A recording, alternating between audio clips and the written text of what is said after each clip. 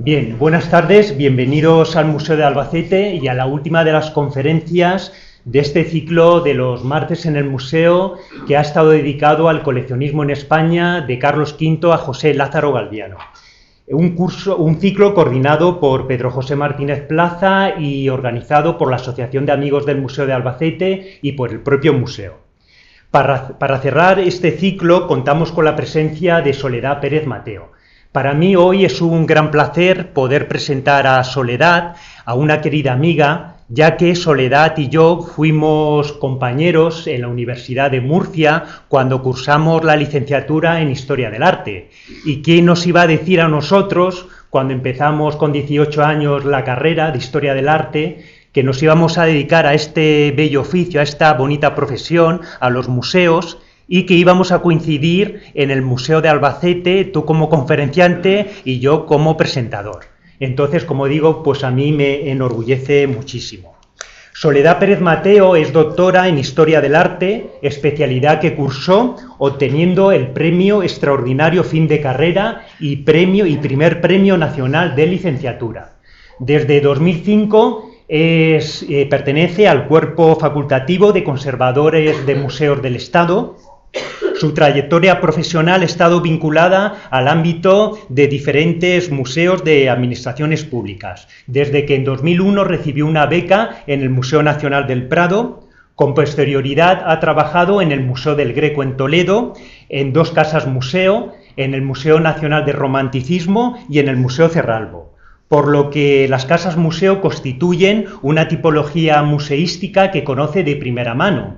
Y ese tema fue objeto de su tesis doctoral en 2016, que la defendió en la Universidad de Murcia con la calificación de sobresaliente cum laude. En el Museo Cerralbo se formó en los diferentes recursos expositivos vinculados a la función de comunicación y difusión. En el Museo del Greco ha dirigido proyectos de investigación y de conservación vinculados al nuevo programa museográfico. En el Museo Nacional de Romanticismo ha sido responsable del Departamento de Documentación, de la Colección de Artes Decorativas y del Archivo del Marqués de la Vega Inclán. En Arcua, donde trabaja en la actualidad, destaca el haber sido comisionada por el Ministerio de Cultura, junto con la conservadora restauradora Milagros Buendía y también con un equipo de profesionales del Museo Arqueológico Nacional, para la documentación y traslado a España del cargamento de la fragata Nuestra Señora de las Mercedes, que, como bien saben ustedes, había sido expoliado por una empresa cazatesoros, por Odyssey, y se encontraba en Florida. Sus principales líneas de investigación, además de las casas museo, es el coleccionismo y la literatura. En los últimos años se ha especializado en las obras del pintor y literato Ramón Gaya Pomés y su tiempo. Ha sido profesora asociada en la Universidad de Murcia y ha impartido docencia en másteres de universidades españolas. También ha sido invitada por la Subdirección General de Museos Estatales del Ministerio de Cultura para impartir diversas conferencias. La doctora Pérez Mateo es autora de una treintena de artículos publicados tanto en catálogos de exposiciones como en revistas científicas, tanto en el ámbito español como también en el extranjero. Y acaba de escribir un libro sobre las casas museo titulado Cartografías de lo cotidiano, la documentación en las casas museo, que se publica este año por la editorial Ediciones de la Universidad de Murcia. Y sin más preámbulo, le paso la palabra a Soledad Pérez, que nos va a hablar sobre las casas museo, el coleccionismo musealizado, un tema que ha estudiado profundamente y con publicaciones importantes al respecto. Soledad, bienvenida al Museo de Albacete y cuando quieras.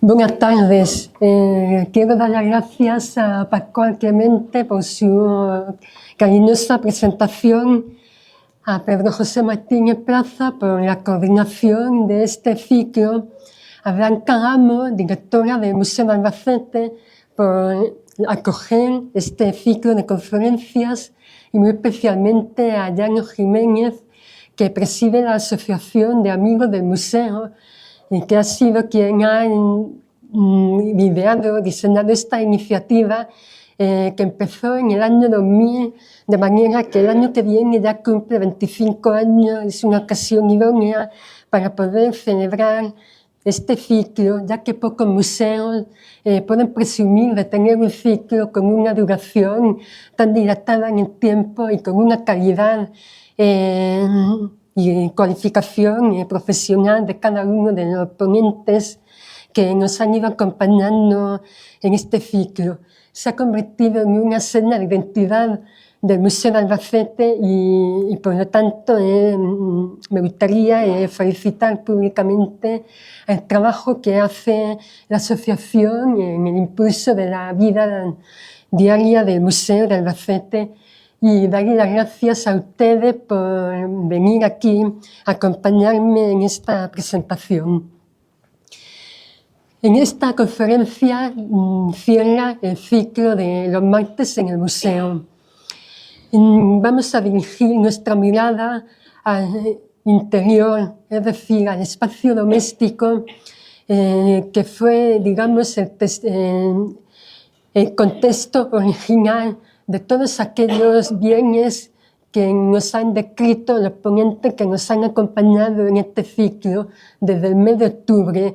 Es decir, todas aquellas pinturas, esculturas, mobiliario, etcétera, se ubicaban en espacios domésticos, podían ser galerías, gabinetes, salas de estar, comedor, de palacio, convento, castillos, monasterios, etcétera.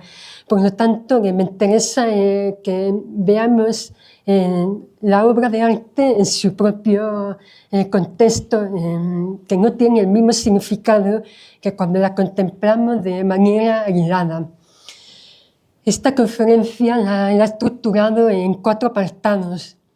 En primer lugar, me gustaría hablar del lugar que han ocupado las casas museo en el panorama historiográfico español, con un especial interés en subrayar la figura de Benigno de la Vega Inclán como creador de la primera casa museo en España, la del Greco en Toledo. El segundo apartado va a trazar un itinerario por lo que significa el espacio doméstico desde el siglo XIX, ya que no era un recurso expositivo nuevo, sino que ya tenía una larga tradición, especialmente en el mundo anglosajón. En tercer apartado, nos interesa situar históricamente la figura de los coleccionistas que rodeaban o que eran contemporáneos de José Lázaro, es decir, desde mediados del siglo XIX hasta los años 40 del siglo XX, en lo que surge un nuevo tipo de coleccionista vinculado a las nuevas profesiones liberales que estaban empezando a surgir en estos momentos.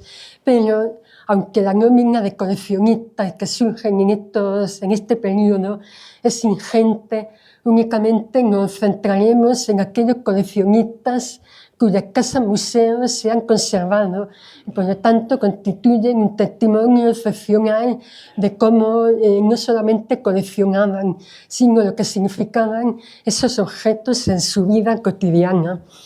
Y por último, hablaremos de la figura de José Lázaro, que fue un personaje importantísimo en esta época. Y tomamos prestada la pregunta que se hacía Miguel de Unamuno en 1909, ¿quién era José Lázaro? Porque ensalzaba su labor en fomento de la cultura como una obra quijotesca.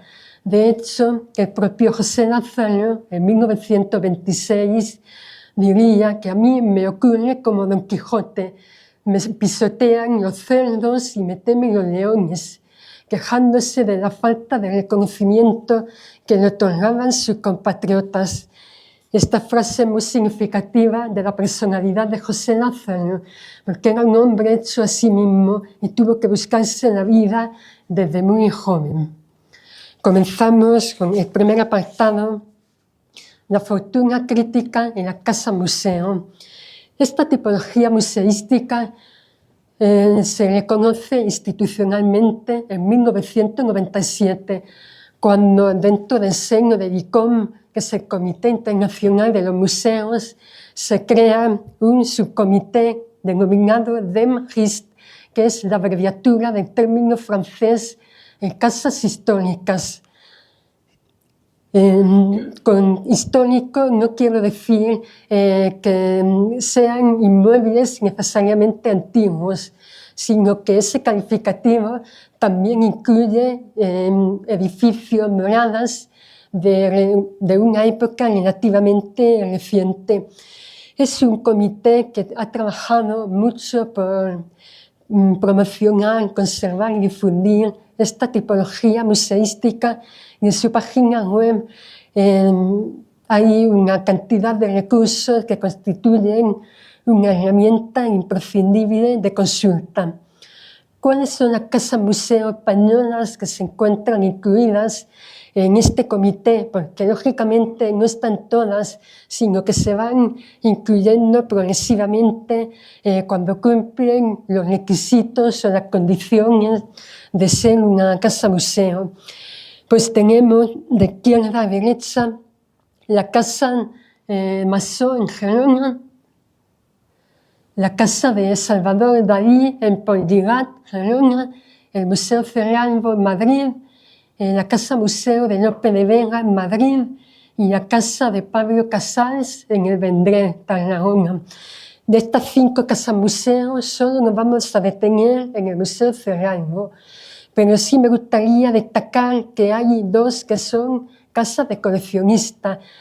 En este caso, Rafael Massó, que era un arquitecto novecentista que plasmó su ideario en una casa bellísima, en su casa familiar, y que ideó para ser su refugio cuando se casase con su mujer, Esperanza Bru.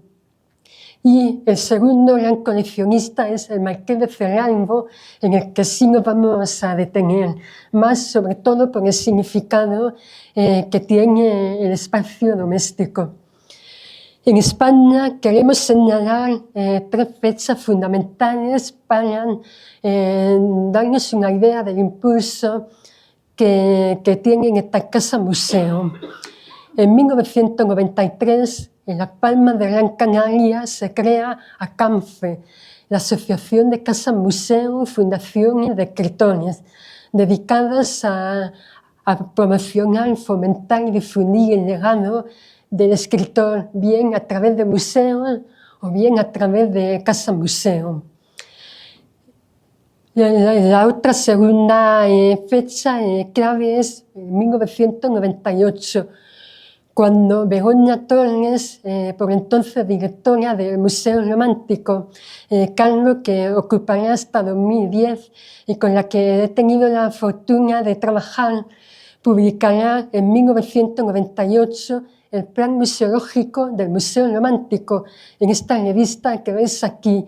Es la primera vez que se publica un documento de carácter institucional del Ministerio de un museo perteneciente a la administración estatal, lo que refleja su voluntad de transparencia y gestión organizativa.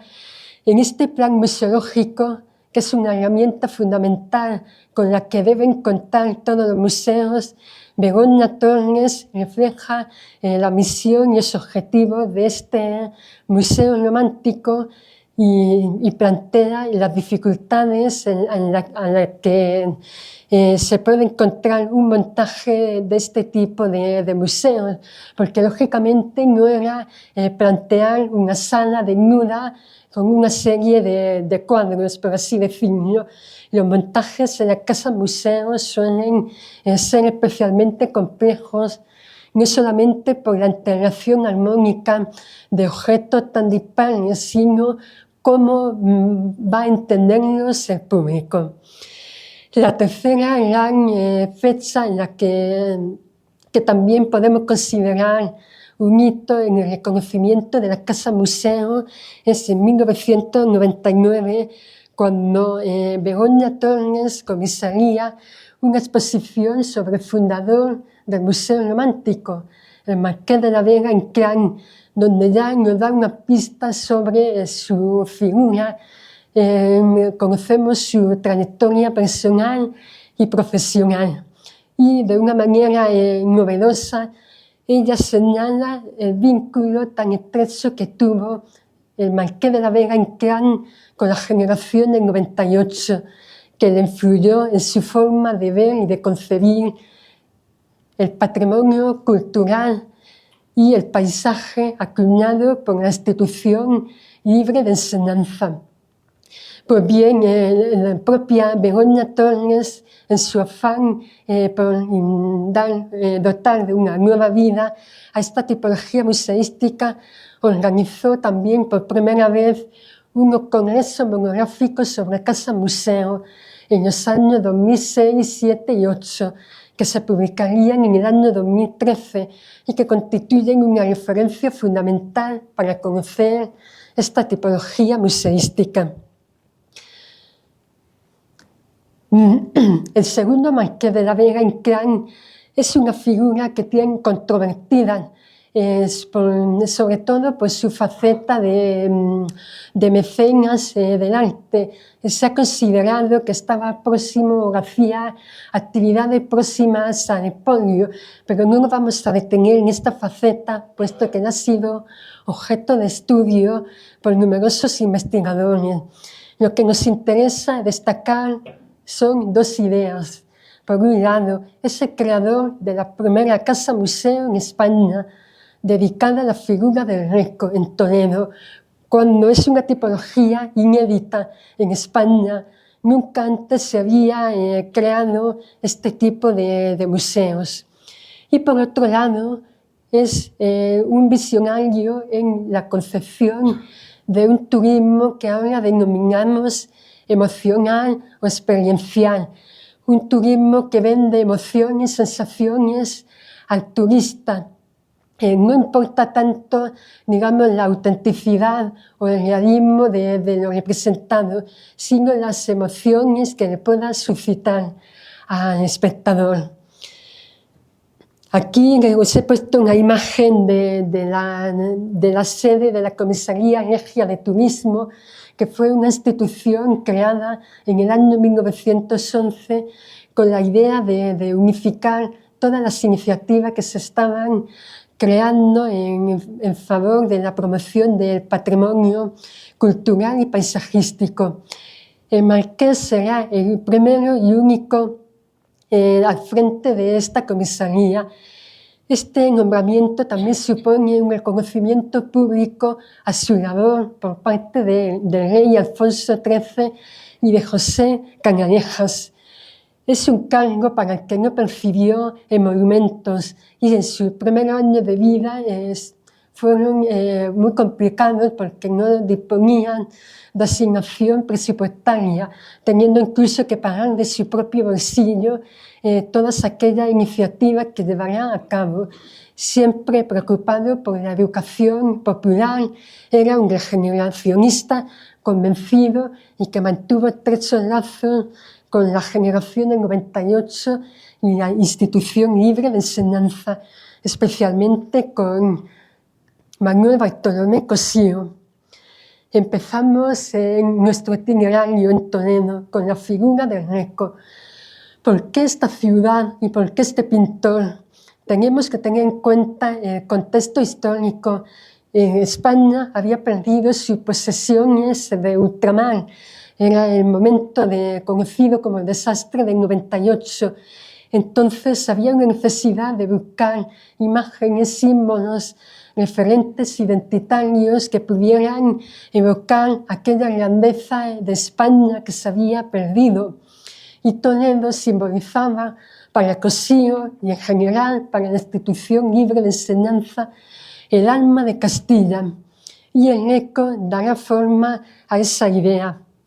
Para ello, el Marqués en 1905 compra este inmueble que estaba prácticamente en estado de ruina y encarga al arquitecto cántabro Eladio Laredo la rehabilitación tanto del edificio como de la creación de una serie de espacios que ahora después veremos, espacios que nos dieran una idea de cómo el Greco pudo haber vivido allí.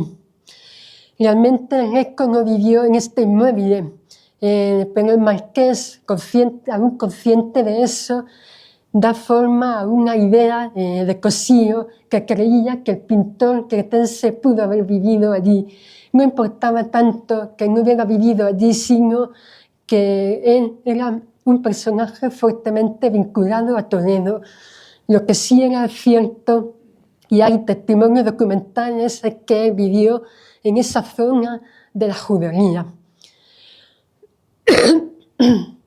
Esta casa se abre al público en 1907 y aquí en esta imagen vemos la dificultad que entrañó el proyecto de rehabilitación para Eladio Laredo, porque no estamos hablando solo de la casa del Greco, sino también de una serie de jardines aterrazados, un sistema de galerías abovedadas y una serie de inmuebles colindantes que ocupaban una superficie de aproximadamente 2.000 metros cuadrados.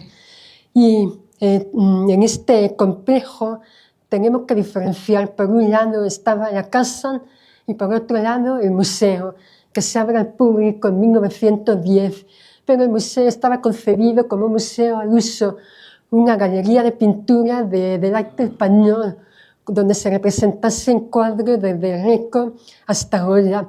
Por lo tanto, son dos entidades diferentes que solo con la muerte del marqués en 1942 se unificarán, dando lugar a la Casa Museo del Greco.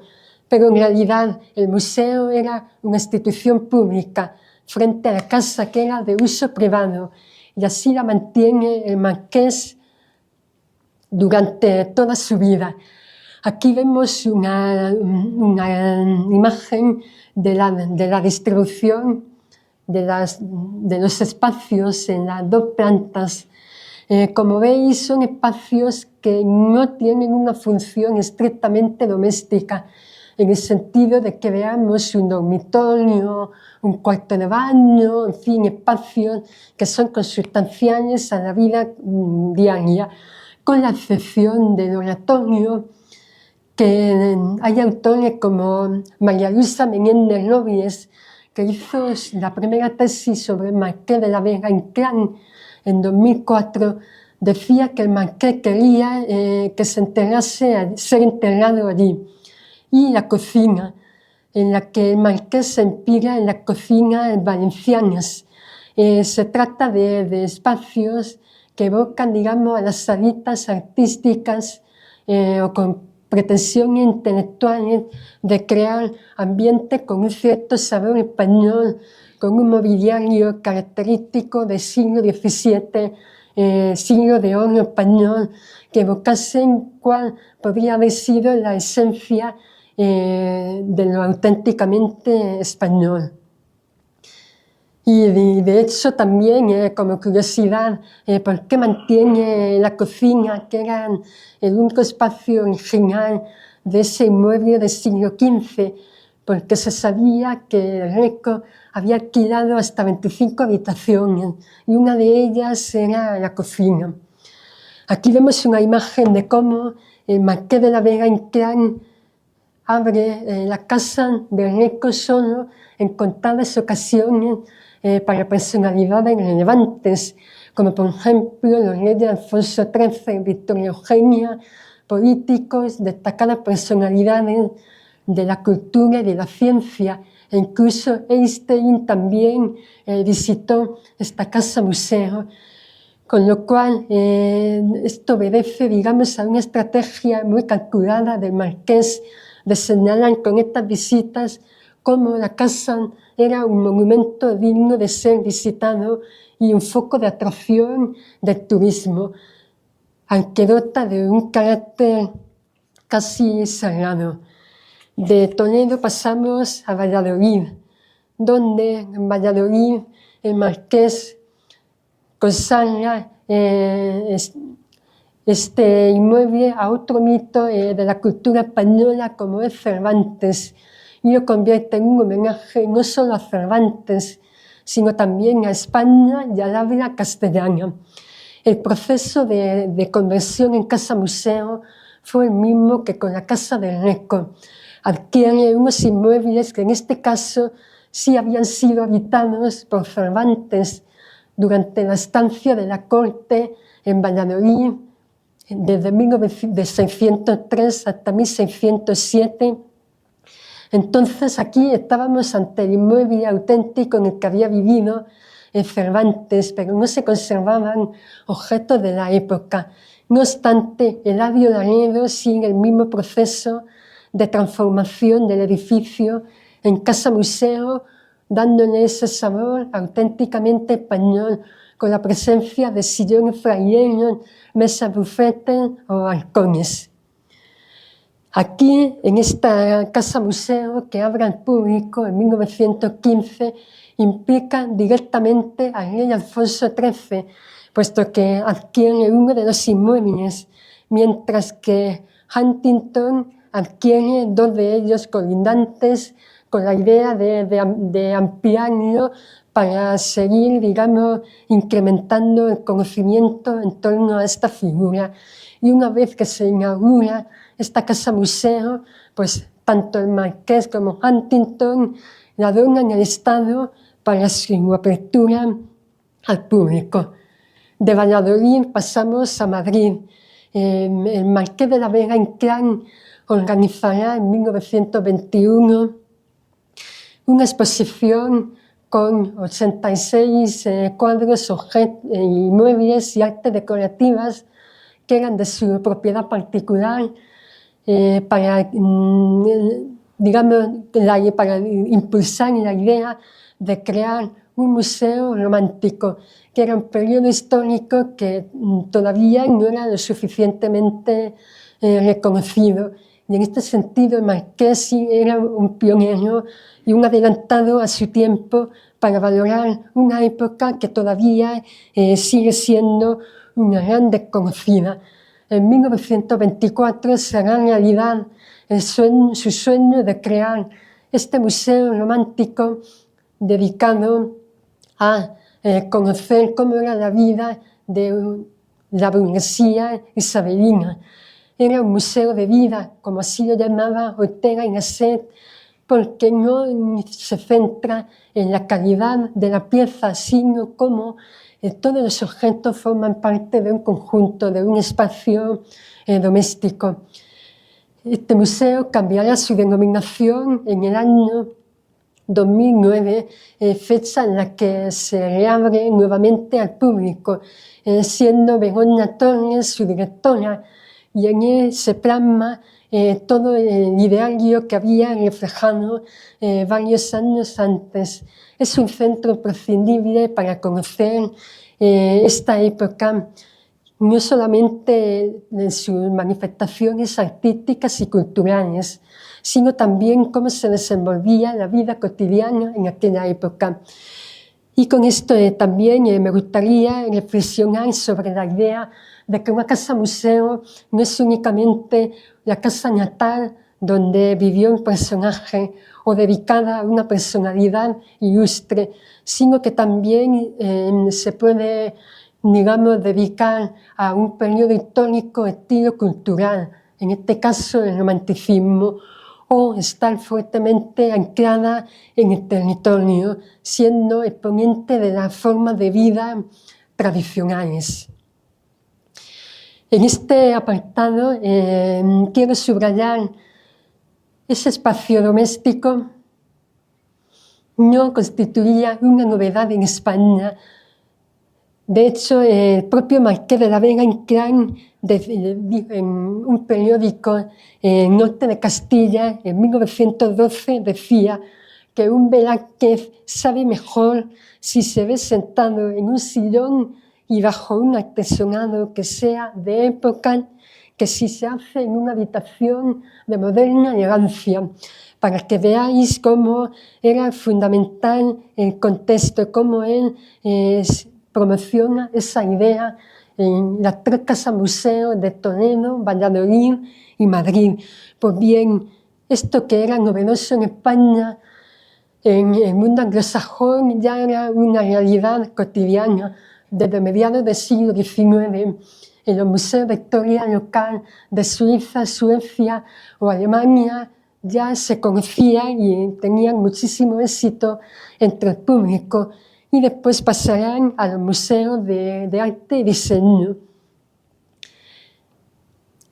Aquí, como veis, una de estas salas, tanto la prensa de la época como las publicaciones periódicas señalaban esa ilusión de realidad que generaban esos espacios domésticos, que eran perfectamente reconocibles por el público, porque estaban anclados en situaciones o referencias del mundo real. El público podía identificar un comedor, un salón, un gabinete, de manera que era una estrategia positiva que incentivaba el conocimiento y el interés por la propia cultura, por la propia tradición, generaba un fuerte vínculo identitario.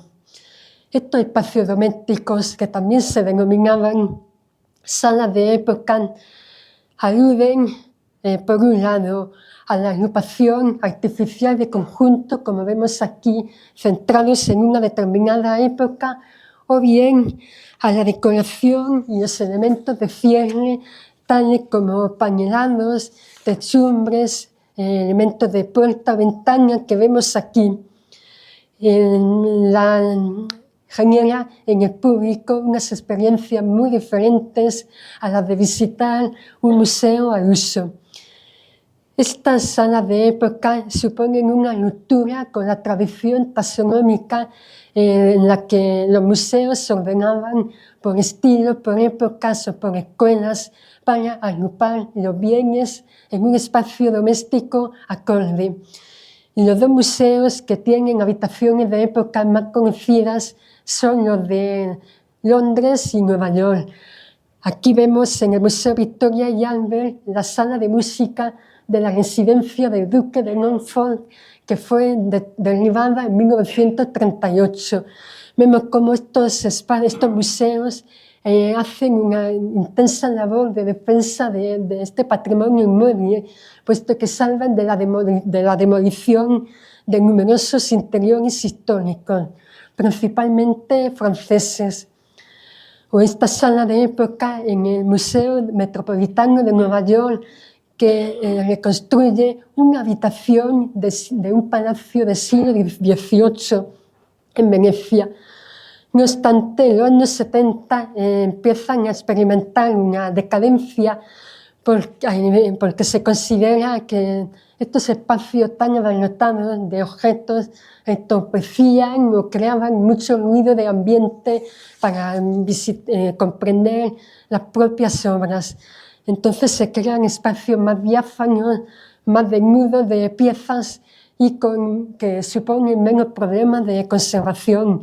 Pero afortunadamente experimentan un auge cuando en el año 2001 el Museo Victoria y Alberto de Londres reabre sus galerías británicas con un montaje renovado y tuvo muchísimo éxito entre el público.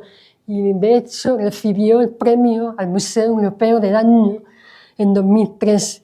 Y en 2007 el Museo Metropolitano de Nueva York, con la apertura de nuevas galerías como esta que vemos aquí, que perteneció a los Reitman, que eran unos coleccionistas importantísimos de interiores y artes decorativas franceses del siglo XVIII.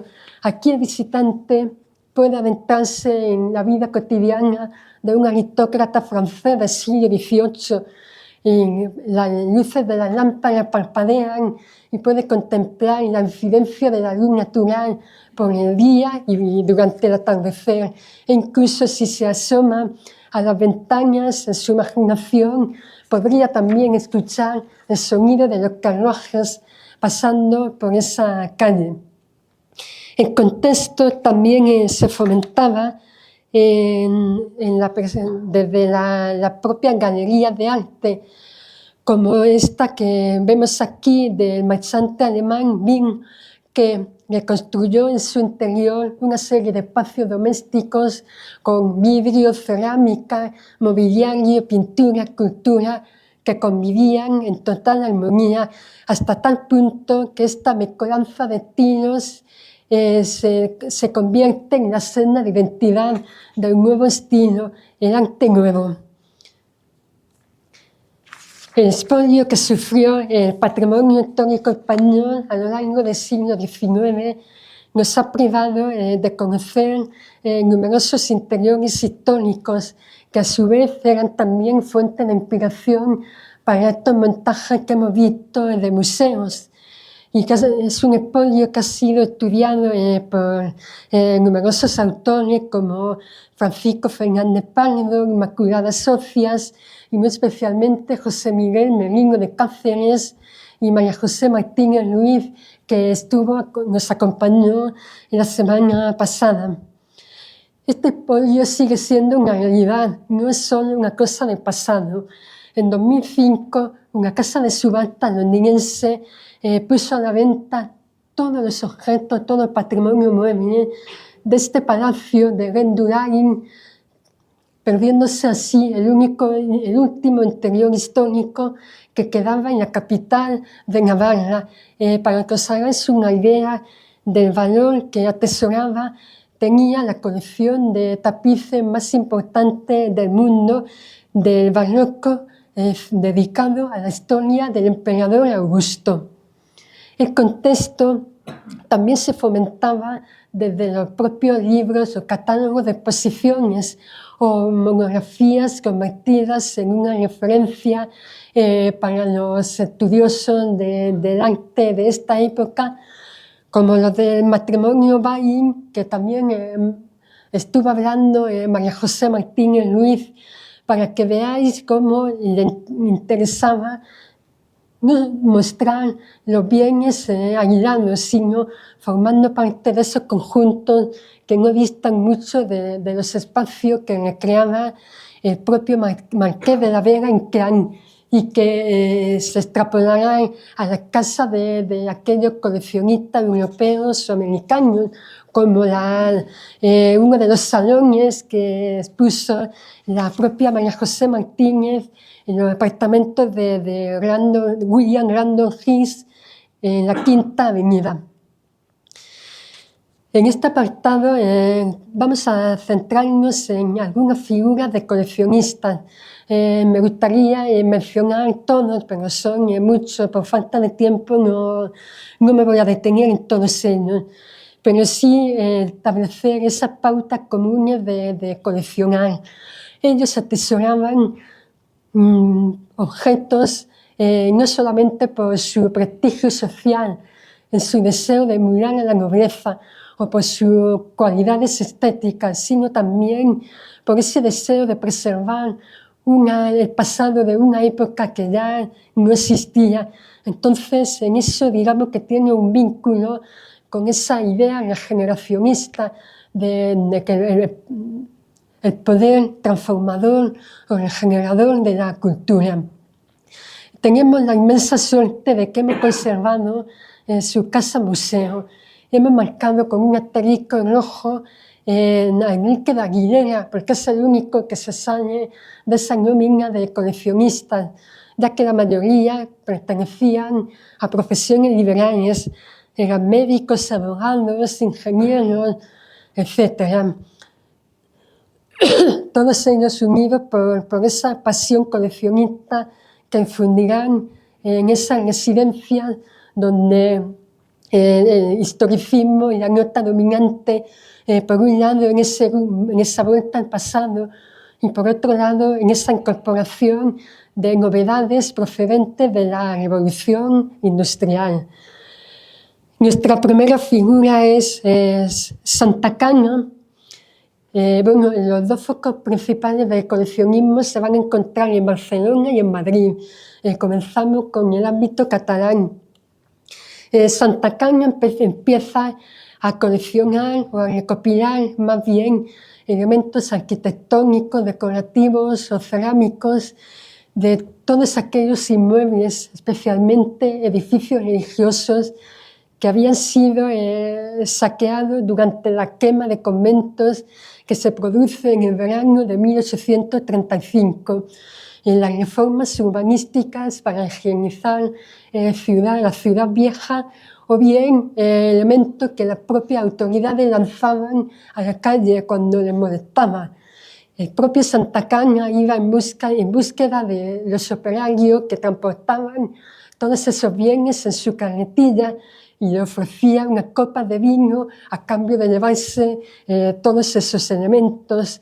En definitiva, esta casa museo es un repertorio de toda la destrucción del patrimonio eclesiástico de Barcelona, Martorell y sus alrededores.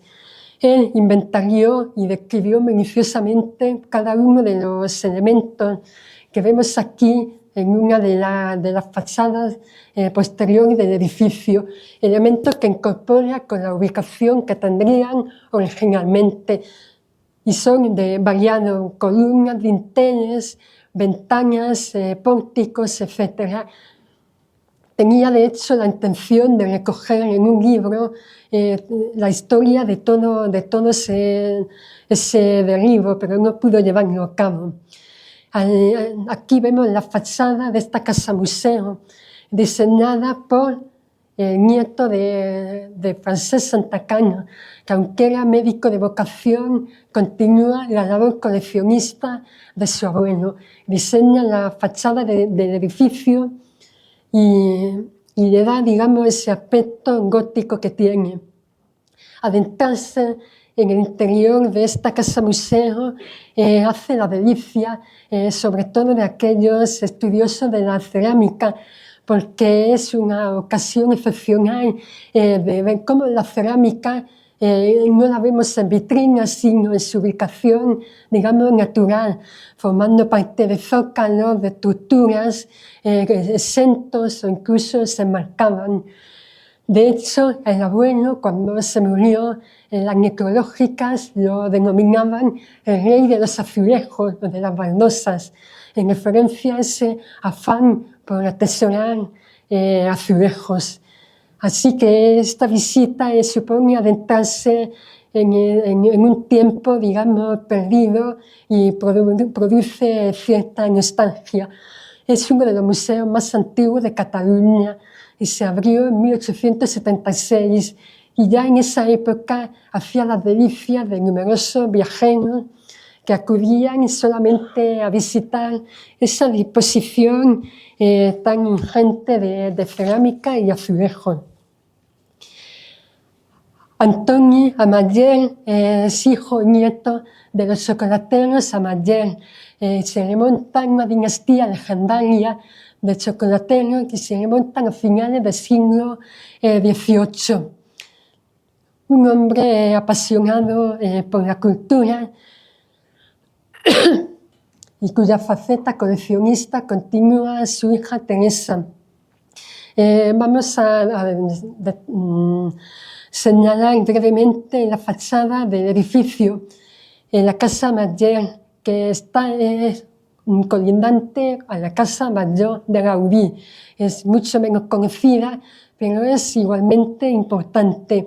Es una casa que fue rehabilitada por Puig y Cadafalch y en la que Amatller, desgraciadamente, solo pudo disfrutar 10 años. Y tanto el padre como la hija vivieron en la zona central. Y es muy significativo señalar cómo en estas tres puertas es donde se señala las principales facetas profesionales de Amatller, que son su dedicación a la industria, su pasión por la fotografía y su pasión por coleccionar. Y está llena de elementos alegóricos, tanto en ese exterior como en el interior. Nos permite comprender esa faceta de apasionado por la cultura. La faceta de Amatller como fotógrafo es muy poco conocida, y aquí pongo una imagen de su estudio de fotografía, puesto que prácticamente ninguna casa museo conserva un estudio fotográfico. se abrió al público en el año 2021 y se ubicaba en la cuarta planta del edificio. Es un estudio diseñado también por el propio arquitecto Antonio Puig y Cadafalch. Aquí es donde podemos contemplar a este Antonio, que era prototipo del fotógrafo amateur de finales del siglo XIX, con una colección fotográfica que documenta cómo era su vida cotidiana, los numerosos viajes que realizó a Francia, Marruecos, Turquía, Suiza, Egipto, Italia, etc. Su pasión por la arqueología y las antigüedades, y lógicamente por las costumbres de la época y cómo se rodeaba de ilustres personalidades. Esa pasión por la fotografía se refleja en uno de los capiteles que flanquean el balcón principal de la casa, donde vemos a unos perros debajo de un trípode. Como digo, Antonia Mayer solo pudo disfrutar de esta maravillosa casa museo 10 años. Es una casa repleta también de motivos alegóricos alusivos a su dedicación al chocolate y a su pasión coleccionista, principalmente el vidrio arqueológico. Se cree que esa pasión comenzó con una visita que realizó en Sevilla a Francisco Caballero Infante, que fue un catedrático de la Universidad de Sevilla, impulsor de las excavaciones en Itálica, en Carmona, y atesoraba una colección de medallas, de esculturas, de cerámica, y sobre todo de vidrio.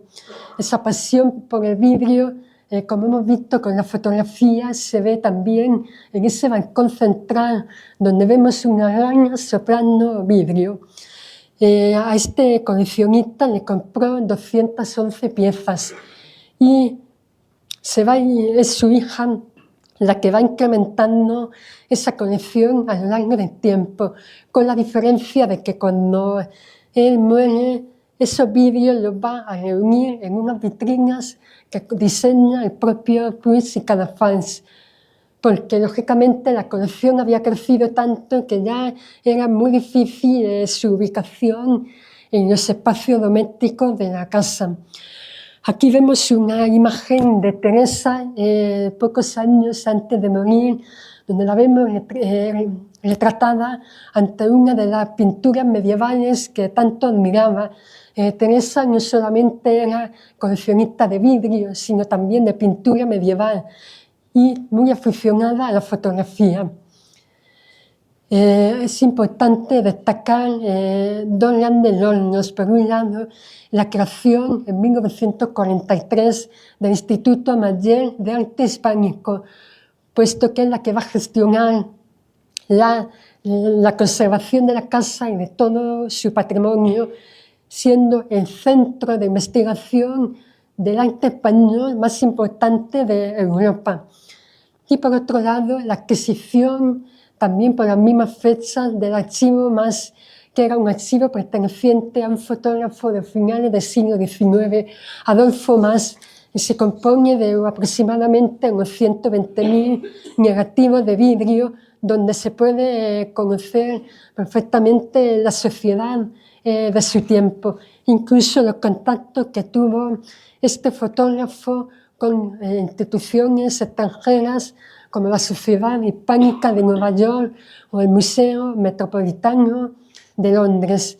Aquí vemos una imagen de su habitación maravillosa, decorada con muebles diseñados por el ebanista Gaspar Lemar, con vistas directas al Paseo de Gracia.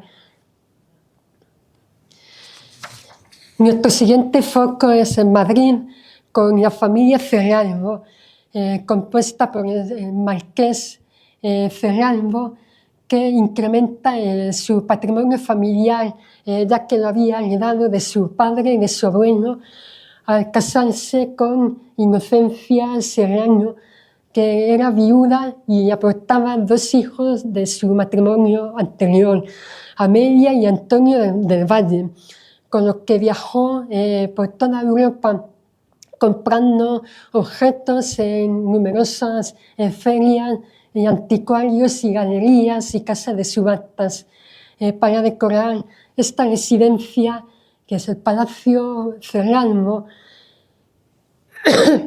que el mismo Marqués de Cerralbo diseñó, participó activamente en su decoración. Y cuando él muere, en 1924, dona al Estado la escalera principal, el gran portal y el piso principal al Estado, con la condición de que no se alterasen y permanecieran tal y como se habían quedado en vida del fundador. Gracias a Juan Cabré, que fue el primer director del museo y quien hace ese primer inventario, y el apoyo decidido de su hijastra Amelia, se pudo mantener esa disposición de salas, porque había numerosas voces de personalidades destacadas de la política, de la cultura, que querían que esas salas se desmantelaran para hacer presentaciones de las obras por épocas y por autores. Afortunadamente su voluntad se pudo respetar, pero Amelia muere en 1927, de manera que Cabré se ve obligado a hacer un segundo inventario en el que recogía tanto las posesiones de Amelia en la planta donde vivía, en el entresuelo, como los objetos que tenía en su residencia estival de Santa María de Huerta en Soria. No obstante, esta planta entresuelo que vemos aquí era donde tenía lugar la vida cotidiana de esta familia y en la que ha sido más difícil de recuperar, porque debido al trasiego de la vida cotidiana, pues todos los objetos van cambiando en función de las necesidades de los moradores, también vinculados a los ciclos estacionales. Aquí vemos una de las últimas salas que se recuperaron para el público en 2021, el gabinete de Amelia, que era una sala multifuncional en el que Amelia ya era muy mayor, estaba sola, ya no tenía la compañía de sus seres queridos, ella comía, se aseaba, incluso rezaba. Es importantísimo cómo la información que te da este tipo de espacios. Como comentaba, este inventario que realiza Juan Cabré en 1924 es una fuente documental de primer orden para conocer la esencia de esta casa museo, porque realiza una descripción pormenorizada de todas las obras, sala por sala, de izquierda a derecha y de abajo a arriba. Hasta tal punto tenía valor este inventario que el propio Juan Cabré guardó estos inventarios en una caja fuerte del Banco de España durante la contienda bélica, más incluso que las propias obras que permanecieron en el palacio. Este inventario es un inventario de un valor extraordinario, es el germen que le da la razón de ser a la colección Cerralbo. Pero no podemos olvidar que la otra gran y segunda colección es la de Villahuerta, que está vinculada principalmente a la estancia de entresuelo, y los espacios han sido, digamos, más difíciles de recrear. Pues bien, tanto en la contienda como en los años 40 del siglo XX, el museo sufrió numerosas transformaciones. Desaparecieron algunos de estos espacios domésticos para crear tradicionales galerías de pintura. Y habrá que esperar hasta el año 2002, cuando Lourdes Vaquero, por entonces directora del museo, cargo que ocupará hasta 2021, realizará una campaña puntual de rehabilitación sala por sala de cada uno de estos espacios, tanto en el piso principal, donde tenía lugar la vida pública de la familia Cerralbo, como en la planta entresuelo, donde transcurría la vida cotidiana de esta familia. Este trabajo que se prolongó durante muchos años, dada la complejidad de hacer un montaje de estas características y un trabajo único en España, interpretar fotográficamente el inventario de Juan Cabré, como vemos aquí, como cada una de estas obras colocadas exactamente tal y como irían con su número de inventario. Ha sido resultado de un extraordinario trabajo en equipo que en el año 2008 Europa Nostra le premió con la categoría de conservación del patrimonio por esa apuesta por el espacio doméstico como valor patrimonial de la Casa Museo. No obstante, el equipo de Lourdes Vaquero sigue trabajando y continúa con las estancias de la planta entresuelo hasta que en el año 2021 abre por primera vez al público unas nuevas salas, que son el gabinete de la marquesa de Villahuerta, que ya hemos visto antes, el aseo y el oratorio. Aquí vemos una imagen de todo el proceso de montaje, donde vemos a Julio Acosta subido a unas escaleras. Fue el coordinador de toda esta campaña de recuperación de espacios, con ya os digo que contó con un equipo extraordinario de profesionales. De Madrid pasamos a Asturias, donde encontramos a la figura de la familia Senras, Fortunato y Ezequiel. El primero, Ezequiel, era banquero y triplicó el patrimonio familiar por sus inversiones bursátiles, mientras que Fortunato, digamos que era el intelectual de la familia, se dedicaba al estudio, a la rehabilitación arquitectónica. Juntos formaban un tándem perfecto para materializar esta casa museo, ubicada en Cubilleno, municipio muy pequeñito, porque podemos imaginar, ¿y por qué no edifican su palacete en Madrid, que era donde vivían las grandes fortunas, como el Marqués de Salamanca o el Quijo? Pues los hermanos prefirieron construir esta residencia que cumplía las funciones de residencia estival en su, digamos, esta casa solariega donde ellos habían nacido, para dar rienda suelta a su pasión coleccionista, marcada por una mezcolanza de estilos que al final resulta un conjunto muy armónico. Ellos, aunque compraban en extranjero, sus fuentes principales de adquisición serán en dos anticuarios de Madrid, que serán los que les suministren toda esa pléyade de objetos que atesoren estos espacios, como carecían de un linaje que legitimase esas aspiraciones de prestigio social, idearían su propia galería de retratos, a la manera de los palacetes de la aristocracia. Y visitar cada una de estas casas es también un auténtico viaje en el tiempo, donde prácticamente todo se ha conservado tal y como estaba. Es un aspecto fundamental para comprender el carácter de esta casa museo, los jardines, porque a menudo nos olvidamos del patrimonio natural que tienen estos inmuebles, que podrían ser jardines, huertas o parques. En el caso de esta finca, se han conservado estos jardines extraordinariamente bien, en un estilo inglés, francés o italiano. Y destaca la presencia de un invernadero que sigue el modelo de la arquitectura de hierro y cristal de las grandes exposiciones universales, que todavía hoy sigue en funcionamiento, da servicio al mantenimiento de los jardines. Y por último, vamos a centrarnos en la figura de José Lázaro. ¿Quién era José Lázaro? Volvemos a esta pregunta que se formulaba Miguel de Unamuno.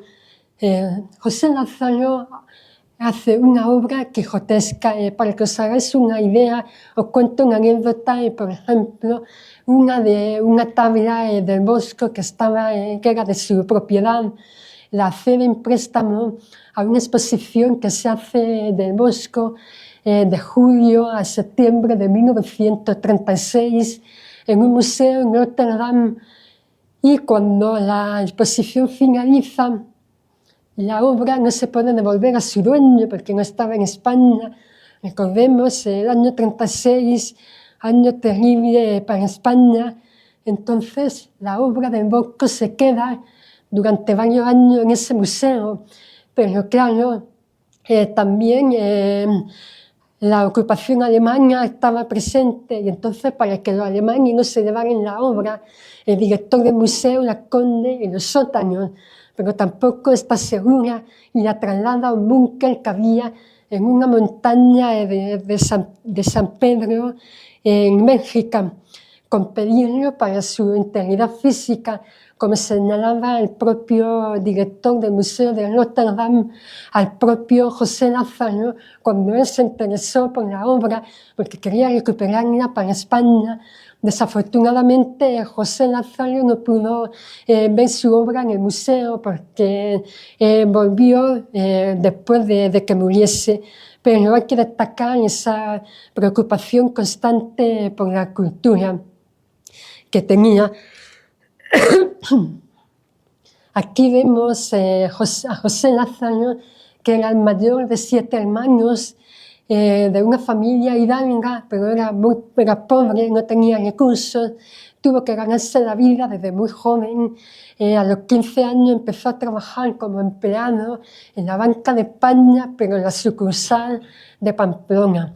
También comenzará sus estudios de leyes, pero lo va a demorar en el tiempo, acabando a los 35 años, porque él, además de trabajar en el banco, también trabajó en la compañía transatlántica del Marqués de Comillas, y como periodista, haciendo reseñas de exposiciones y críticas de arte, y muy especialmente crónicas de sociedad. Y esta faceta le permite a José Lázaro introducirse en el panorama de la alta sociedad barcelonesa de la época, y conoce a personalidades muy influyentes como Emilia Pardo Bazán, con la que mantuvo un breve romance que la propia escritora le diría a Pérez Galdós que fue una anulación momentánea de los sentidos. Con ella mantuvo una intensa amistad y fue la que ayudó a José Lázaro a montar esa empresa monumental que se llamó La España Moderna, donde Lázaro estuvo al frente como editor y director de la revista. Aquí lo vemos con Paula Florido, con quien se casó en Roma cuando tenía 41 años y ella tenía 47. Y aquí lo vemos con los 2 hijos que aportaba de unos matrimonios anteriores, Rodolfo y Manuela. Ellos estuvieron juntos 29 años hasta la muerte de ella, formaban un tándem indisoluble, y ella le acompañó en numerosos viajes, y Lázaro le introduce en su amor por el coleccionismo, y gracias a que ella era muy rica, pues él pudo también incrementar ese patrimonio. Me gustaría también señalar la personalidad de Paula Florido, puesto que tuvo una vida azarosa. Procedía de Argentina, se casó 3 veces y 3 veces se quedó viuda. Tuvo 7 hijos, de los cuales solo le sobrevivió el mayor, Juan Francisco, nacido de su primer matrimonio. Y en la correspondencia que se conserva entre madre e hijo se deja entrever la admiración que tenía el hijo por la entereza y la dignidad que su madre afrontó todos esos avatares de la vida. Era una mujer muy elegante y muy bella. Aquí la vemos retratada al pastel cuando tenía 56 años. Ella causaba sensación en la sociedad de la época y describía la elegancia de su atuendo y sus joyas y su hermosa cabellera plateada. José Lázaro se afanaba en buscar para Paula unos abanicos que fueran especialmente significativos, ya que era un objeto que ella admiraba y se lo regalaba para la fecha de su cumpleaños o bien en su aniversario. Y constituyen también un fondo importante del museo, en lo que es la parte de Paula, coleccionaba principalmente abanicos, artes decorativas, de objetos de pequeño formato, de piedras duras y pintura inglesa del siglo XVIII. José Nazario ya había empezado a coleccionar cuando trabajaba como periodista en Barcelona. Esta casa museo esta casa era muy conocida en su época, fue visitada por numerosos intelectuales e incluso poetas como Rubén Darío le llamaban casa museo por esa acumulación de preciosidades artísticas que tenía, pero ya se iba quedando pequeña y entonces se traslada a este edificio que vemos aquí, conocido como Parque Florido, en honor a la propia dueña. En este edificio, José Nazario recibe a lo más ganado de su tiempo y el propio Miguel de Unamuno señalaba que era un sitio donde podías aprender, formarte, donde no era un lugar en el que se diera lugar a cotorrillos, a peñas o a tertulias de desollamiento mutuo a los que tantos intelectuales de la época eran tan aficionados. José Nazario, con esa personalidad independiente, ese espíritu crítico, no era dado a ese tipo de chismes, a los que eran tan aficionados muchos de estos intelectuales. Es algo que también sigue pasando hoy en día. A José Nazario era común encontrarlo en bibliotecas, visitando museos o escuchando conferencias siempre que fueran dignas de ser escuchadas.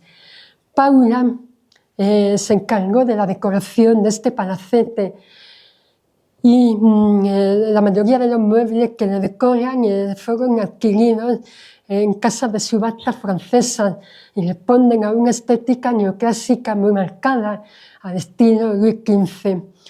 Son estancias de una belleza extraordinaria y acogieron a numerosas personalidades de la época, incluso a escritores como Unamuno, Pardo Bazán, Rubén Darío o el propio Pérez Galdós. Va a estar activo durante 7 años porque el hijo menor de Paula, Rodolfo, muere, tras lo cual el palacio desaparece de la vida social madrileña, a lo que se suma pocos años después la muerte de su hija Manuela tras el parto en el que mueren tanto ella como el hijo. Y claro, este cúmulo de desdichas hacen que tanto Paula como José Nazario se aparten de esa vida mundana. Me gustaría destacar que no es solo el inmueble, sino también el importante patrimonio natural que contiene, poblado de palmeras, coníferas, en la banda, esculturas de reyes, de emperadores o incluso de Galatea. Este jardín que fue restaurado en 2004 nos ofrece una dimensión mucho más completa de lo que es este museo. Paula muere en 1932, tras lo cual José Nazario se queda completamente solo y empezará a viajar fuera de España y formará sus colecciones principalmente con compras en París y en Nueva York. Vamos a detenernos un poco en estas facetas coleccionistas. Por un lado tenemos a Nazario bibliófilo, amante de los libros. Él consideraba que los libros tenían el mismo valor que una obra de arte y eran dignos de figurar en las salas de cualquier museo. La nómina de libros ingente, no voy a describirlas todas, pues únicamente me interesa destacar el contexto en el que estos objetos se ubicarían. Cuando, a los 22 años ya atesoraba una colección de 1000 libros y ya en los años finales de su vida llegará a atesorar unos 20.000 volúmenes, entre los que se encontraban unos 900 incunables.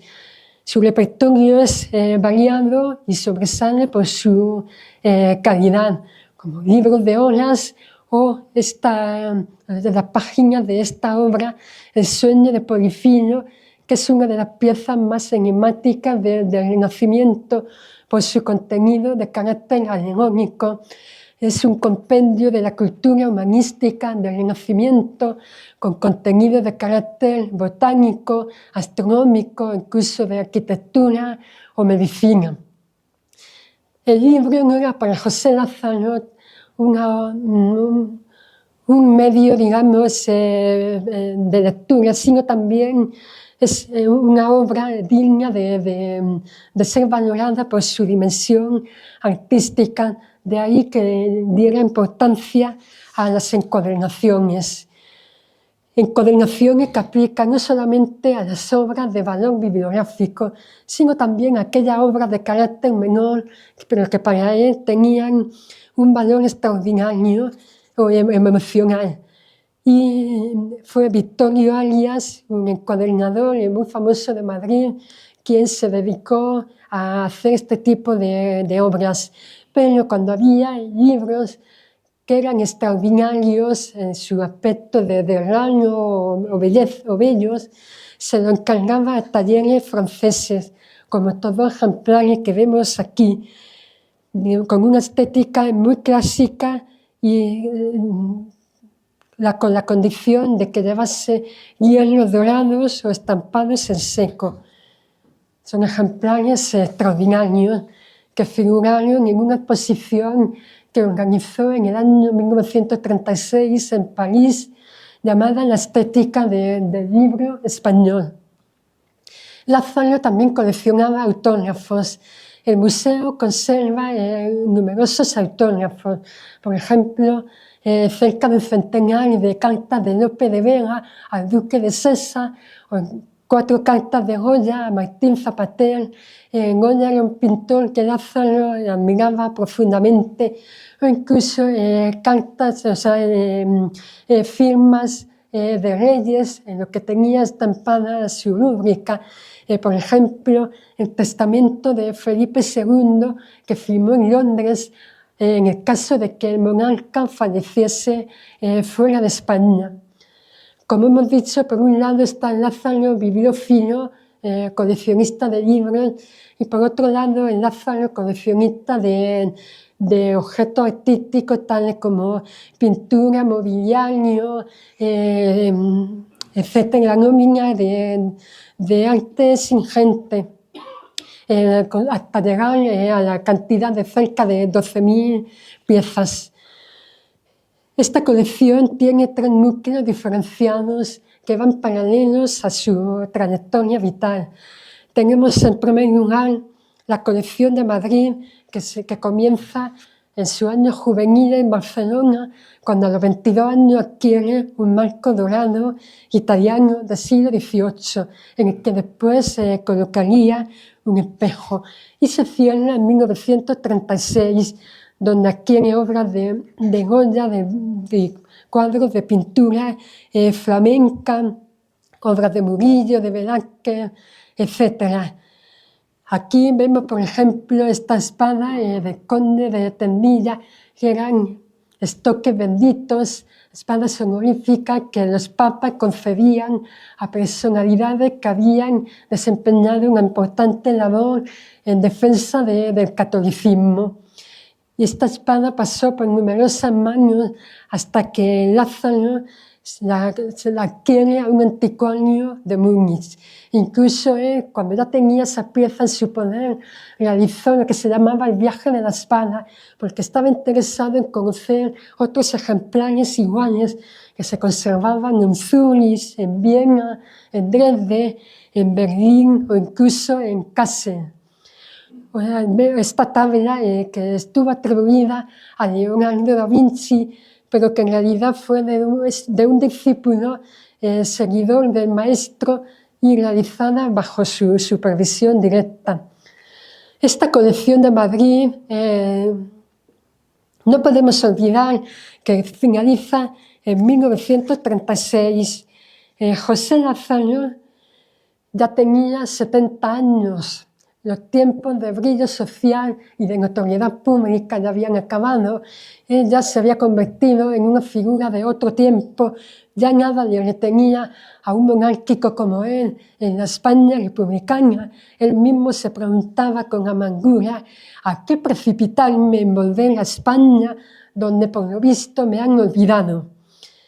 Y con gran amargura tendrá que dejar su palacete para trasladarse en París.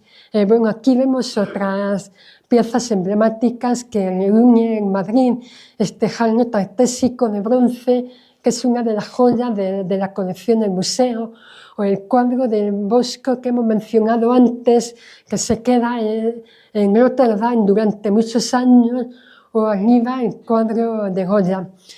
Pues bien, en París, donde se traslada durante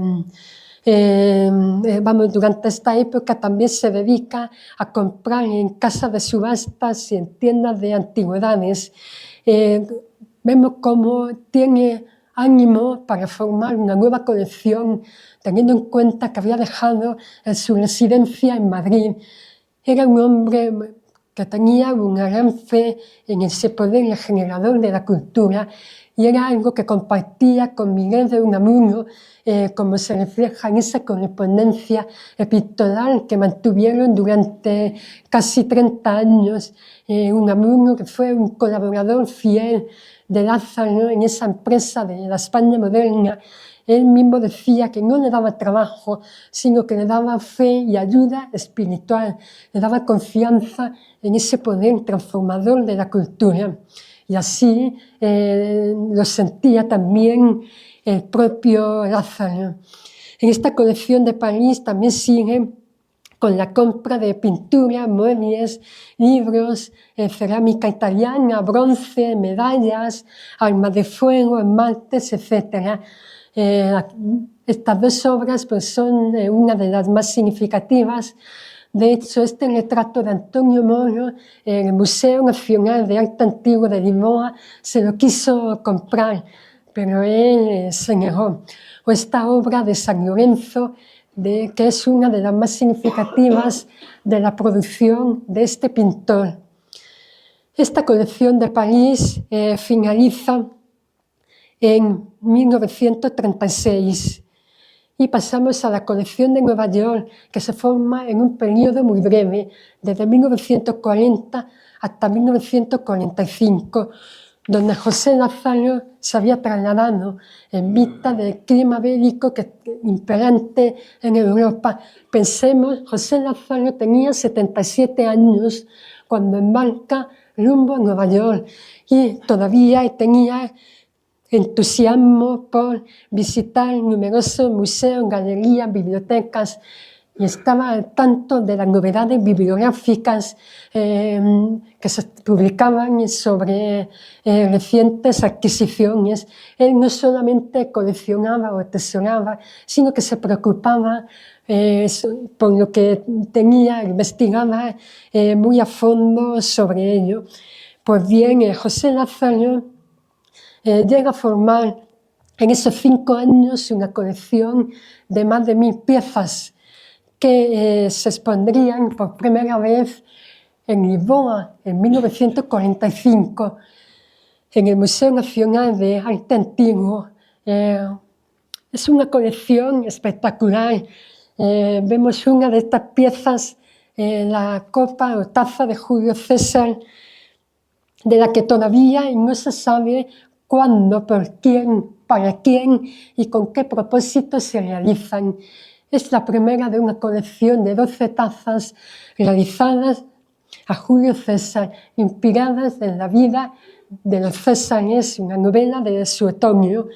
Es una obra maestra de la orfebrería del Renacimiento y se cree que se realizó en los Países Bajos a finales del siglo XVI. O este relieve bellísimo que estuvo en la colección de Hills y que Lázaro adquirió en la subasta de la colección de ese magnate en 1941. Pues bien, cuando finaliza esa exposición, la colección volverá a Madrid, donde Lázaro había conseguido recuperar parte de su obra en el Palacete Florido. No obstante, realizará algunos viajes a París para intentar recuperar esas obras que había atesorado, que se encontraban en el Hotel Ritz. Pero desgraciadamente no pudo ver cumplido ese deseo, porque las obras vuelven después de muerto. Pues bien, esta colección de más de 12.000 piezas lo forma el Museo Lázaro Galdiano, que no es una casa museo, sino un museo en el que los espacios domésticos se han dispuesto para contemplar por épocas, por autores, todos aquellos objetos que Lázaro fue atesorando a lo largo de su vida. Pero en los paneles explicativos de visita al museo existen fotografías que nos recuerdan la función doméstica que esos espacios pudieron tener en vida. El final de José Lázaro llega el 1 de diciembre de 1947.